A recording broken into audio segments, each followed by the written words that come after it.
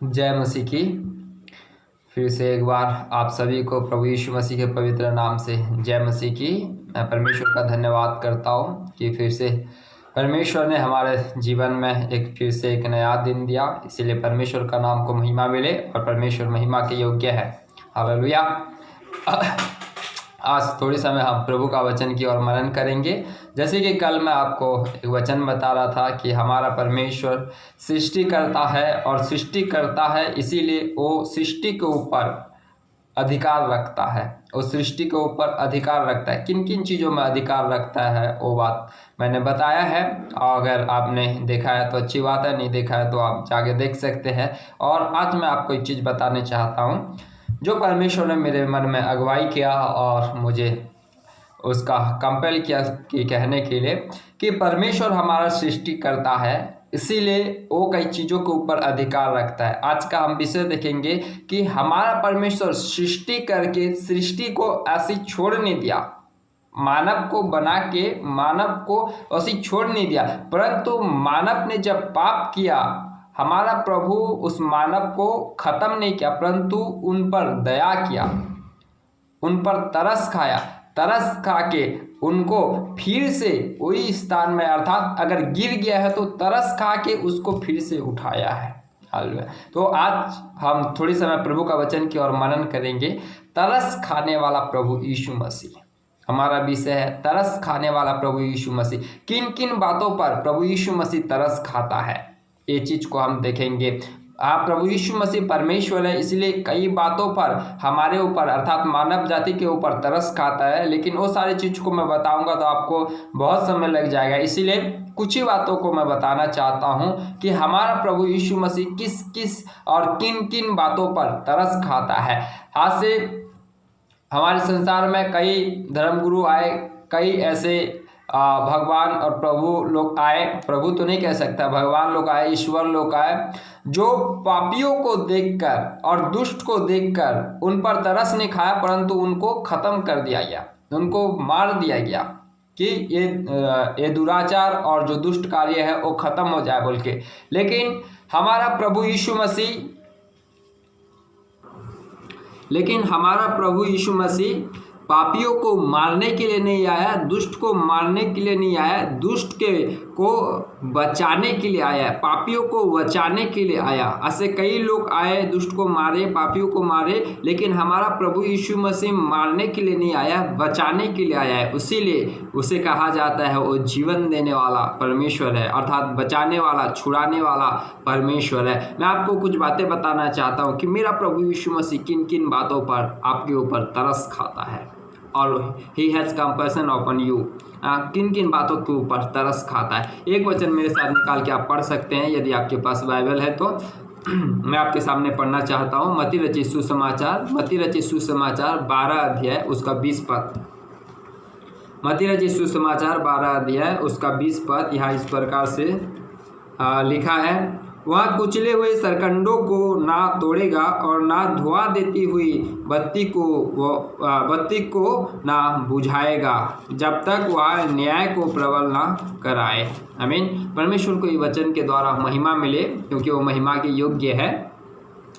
यहाँ पे लिखा है मेरे प्यारों, वह कुचले हुए सरकंडों को ना तोड़ेगा, अर्थात जिन लोग कुचले हुए हैं, सरकंडों का मतलब वहाँ पे लोगों के बारे में बता रहा है। सरकंडा एक ऐसा पौधा था और पेड़ था जो जल के किनारे और नदी, समुंदर, तालाब के किनारे जो होता है ना, ऐसी सरकंडा घास के समान, एक घास का एक प्रजाति समझ लो, घास नहीं था लेकिन घास का एक प्रजाति समझ लो, ऐसे रहने वाला सरकंडे को, वो कुचले हुए सरकंडे को क्या नहीं करेगा, ना तोड़ेगा। अर्थात वो कह रहा है कि मनुष्य जो कुचले हुए हैं, जो निराशा में हुए हैं, हो सकता है अपने पारिवारिक जीवन से लेके, हो सकता है अपने समस्या से लेके, जिनका जीवन ऑलरेडी कुचला हुआ है, मेरा प्रभु उनको ना तोड़ेगा, अर्थात उनको फिर से ना कुचलेगा, परंतु क्या करेगा, कुचले हुए को उठाएगा।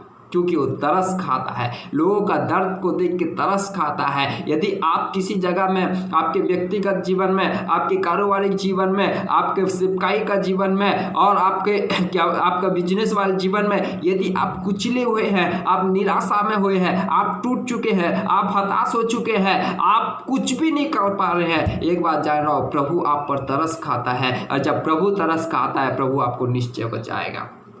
आप क्या किया है, वो वहाँ कुचले हुए सरकंडों को ना तोड़ेगा। मेरा प्रभु यीशु मसीह कुचले हुए को कुचलने नहीं आया, परंतु कुचले हुए को बचाने आया है। हालेलुया। कुचले हुए को सुधारने के लिए आया है। मेरा प्रभु यीशु मसीह आज भी लोगों से प्रेम करता है। मेरे प्यारो, हो सके आप अपने जीवन में कुचले हुए के समान है।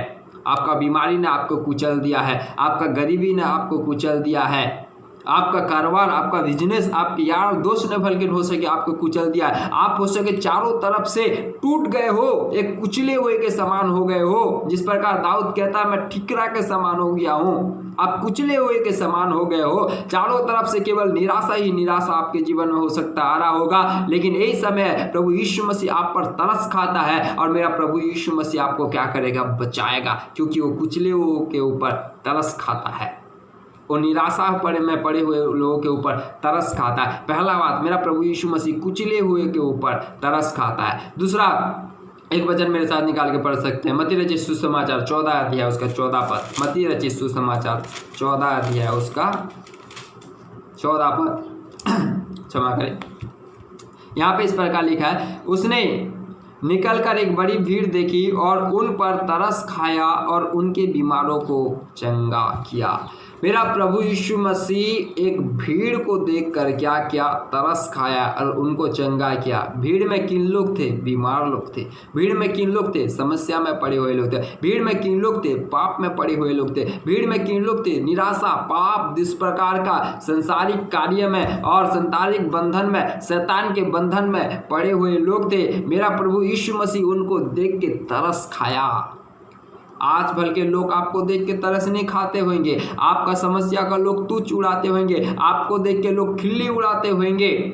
आप किसी जगह में यदि फेल हो जाते हो, लोग आपका खिल्ली उड़ाते हैं, लेकिन मेरा प्रभु आपका खिल्ली नहीं उड़ाता, परंतु आप पर तरस खाता है। यहाँ पे जिन लोग थे, प्रभु यीशु मसीह उनके ऊपर में तरस खाया और कहा गया वहाँ पे बीमारों को प्रभु ने चंगा किया। यदि आप बीमार हैं, हो सके लोग आपको खिल्ली उड़ाते हैं और आप प्रभु को जानते हैं, जानने के बाद भी कई बार आप बीमार में पड़ते हैं। लोग बोलते हैं कि ये तो प्रभु को जानता है, यीशु मसीह को जानता है, फिर भी इसके जीवन में बीमार क्यों आया, फिर इसके जीवन में समस्या क्यों आया, फिर इसके जीवन में निराशा क्यों आया।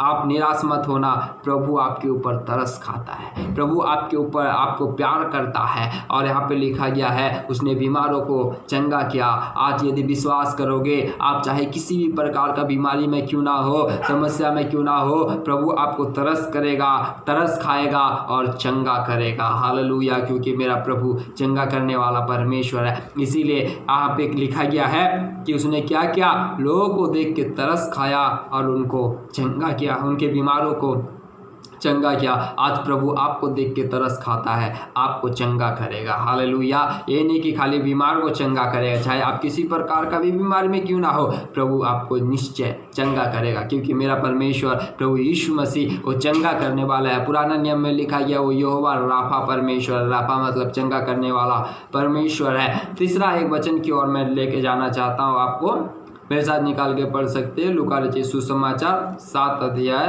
उसका 13 वचन। लूका रचित सुसमाचार 7 अध्याय उसका 13 वचन। लूका रचित सुसमाचार 7 अध्याय उसका 13 वचन। उसे देखकर प्रभु को तरस आया और उसने कहा, मत रो। हालेलुया। आप यदि एक बाइबल पढ़ने वाला एक व्यक्ति है, तो यीशु ने यहाँ पे विधवा के एक पुत्र को जीवन दान के बारे में है। एक विधवा का एक बेटा था जो कि मर चुका था, और प्रभु यीशु मसीह जब उन्हें देखता है, क्या खाता है, तरस खाता है, क्योंकि मेरा प्रभु तरस खाने वाला परमेश्वर है। हालेलुया। वहाँ पे यीशु मसीह क्या किया, उनको देखकर, यहाँ पे लिखा है उसे देखकर प्रभु को तरस आया और उसने कहा मत रो। आज प्रभु यीशु मसीह आपको देख के कहता है बेटा बेटी और मेरे सेवा करने वाले मत रो। आज संसार में इतना पाप बढ़ गया है, कई प्रभु के लोग देख के रो रहे हैं, कई लोग अपने से दूर हो जा रहे हैं, अपने घर से बेघर हो जा रहे हैं, लोग रो रहे हैं, अपने समस्या में पड़े हुए तकलीफ में रो रहे हैं। लेकिन प्रभु कहता है, प्रभु यीशु मसीह कहता है मत रो। क्यों? क्योंकि आपका आंसू पोंछने के लिए यीशु आ गया है, आपके दुख को दूर करने के लिए यीशु आ गया है, वो आ चुका है। आप यीशु के पास में आइए। मेरा प्रभु यीशु मसीह वहाँ पे क्या किया, उस विधवा महिला का बेटा को क्या किया है, मृत्यु से जीवन दान दिया। क्योंकि मेरा प्रभु जिनका कोई नहीं होता उनका प्रभु होता है, प्रभु उसके ऊपर तरस खाता है। हालेलुया। प्रभु निश्चय आपके ऊपर तरस खाएगा, प्रभु आपको निश्चय एक नया जीवन देगा। परमेश्वर क्योंकि महान परमेश्वर है। आखिरी में एक बात की ओर लेके जाता हूँ, तीसरा बात, वो जिसका कोई नहीं होता प्रभु उसके ऊपर तरस खाता है। चौथी एक बात की ओर मैं आपको लेके जाऊँगा, ऐसे बोलूँगा तो काफ़ी समय ले जाएगा। मैं मत्ती रचित सुसमाचार 15 अध्याय उसका 32 पद आपके सामने पढ़ना चाहता हूँ। मत्ती रचित सुसमाचार 15 अध्याय 32 पद, चौथी एक बात की ओर है। मत्ती रचित सुसमाचार 15 अध्याय उसका 32 पद। यीशु ने अपने चेलों को बुलाया और कहा मुझे इस भीड़ पर तरस आता है, क्योंकि वह 3 दिन से मेरे साथ है और उनके पास कुछ खाने को नहीं है। मैं उन्हें भूखा विदा करना नहीं चाहता, कहीं ऐसा ना हो कि मार्ग में थक कर रह जाए। आमीन, हालेलुया। प्रभु यीशु मसीह यहाँ पे एक भीड़ जो कि 3 दिन से उसके साथ में प्रवचन सुन रहे थे और वचन सुन रहे थे, ऐसे भीड़ के ऊपर तरस खाया। मेरे प्यारों, प्रभु यीशु मसीह, चौथी बात, प्रभु यीशु मसीह वचन सुनने वालों के ऊपर तरस खाता है। यदि आप वचन सुनते हैं, आप परमेश्वर का वचन को सुनते हैं, परमेश्वर का वचन को आदर करते हैं, प्रभु वचन के अनुसार चलते हैं, प्रभु निश्चय आपके ऊपर तरस खाएगा। वहाँ पे लिखा गया है प्रभु यीशु मसीह उनको भूखे नहीं भेजा परंतु तृप्त करके भेजा। आज निश्चय प्रभु आपको तृप्त करके भेजेगा। हो सके आपने कई जगह में भूखे हो चुके हैं, लेकिन प्रभु आपको तृप्त करेगा, क्योंकि तृप्त करने का अधिकार प्रभु यीशु मसीह पे है। कई भीड़ थे, 5000 से भी ज़्यादा लोग, खाली 5000 लोग का नाम लिखा है, लेकिन प्रभु उस सारे लोगों को भोजन के द्वारा तृप्त किया। क्यों? क्योंकि उनकी आवश्यकता उस समय भोजन थी। अभी जो आपकी आवश्यकता है, प्रभु आपकी आवश्यकता को पूरा करेगा, क्योंकि वो तृप्त करने वाला परमेश्वर है। 5वें एक वचन की ओर पढ़ेंगे, फिर उसके बाद मैं समाप्त करना चाहूँगा। मत्ती रचित सुसमाचार 9 अध्याय उसका 36 पद। मत्ती रचित सुसमाचार 9 अध्याय उसका 36 पद मैं आपके सामने पढ़ना चाहता हूँ। मत्ती रचित सुसमाचार 9 अध्याय उसका 36 पद। यहाँ पे इस प्रकार से लिखा है, जब उसने भीड़ को देखा तो उसको लोगों पर तरस आया, क्योंकि वह उन भेड़ों के समान जिनका कोई रखवाला ना हो, व्याकुल और भटके हुए थे। आमीन, हालेलुया। परमेश्वर ने भटके हुए लोगों को देखकर तरस खाया। क्यों? क्योंकि उनका कोई रखवाला नहीं, उनका कोई चरवाहा नहीं, वो भटके हुए भेड़ के समान थे। ऐसे लोगों को ऊपर देखकर क्या खाया? मेरा प्रभु यीशु मसीह तरस खाया।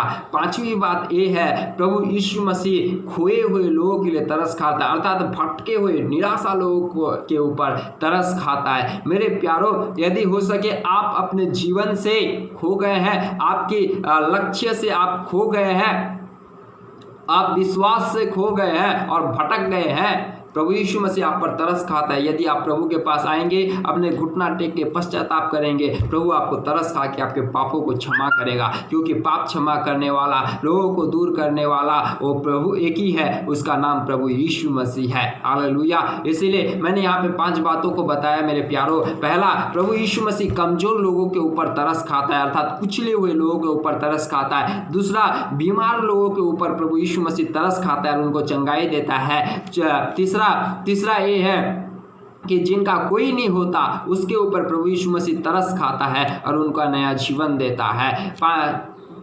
चौथा ये है कि भूखे लोग, जो प्रभु का वचन के भूखे प्यासे हैं, ऐसे लोगों के ऊपर प्रभु यीशु मसीह तरस खाता है। पांचवा और अंतिम बात ये है, प्रभु यीशु मसीह पापी और भटके हुए लोगों के ऊपर तरस खाता है और उन्हें पाप का क्षमा देता है और उन्हें अपना संतान बनाता है। हालेलुया। यदि आप भटक चुके हैं अपने विश्वास से, अपने कलीसिया से, अपने पास्टर से, यही समय है, प्रभु यीशु मसीह अभी भी आपको देख रहा है, आपके ऊपर तरस खा रहा है। यदि आप अपने पापों को मानेंगे, अपने गुनाह को मानेंगे, प्रभु यीशु मसीह आपको तरस खा के क्षमा करेगा। फिर आपको क्या करेगा? ज्यों का त्यों करेगा, ज्यों का त्यों करेगा, यानी कि आप जिस जगह में गिरे हैं प्रभु वहाँ पे आपको उठा के खड़ा करेगा। हालेलुया। इसीलिए मेरे प्यारो, मेरा प्रभु तरस खाता है, वो तरस खाने वाला परमेश्वर है। आज सारे दुनिया के ऊपर तरस खा रहा है। दुनिया में पाप भर चुका है, दुनिया में बुराई भर चुका है, दुनिया में अत्याचार, व्यभिचार, दुराचार सब भर चुका है।